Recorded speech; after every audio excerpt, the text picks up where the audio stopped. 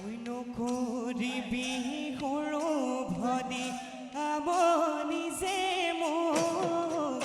পিতায়ে পঠাইছে গৰু চৰাবলৈ মোক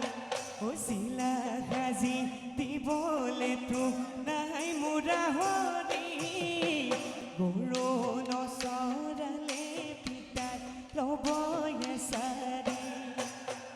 নকৰিবি অভিমান মোক হাঁহি দেচোন তই বিহুৰ তলিত ঢোলৰ চেৱত নচগাতো মই ঐ হালি জালি কঁকাল ভাঙি নাচি দেচোন তই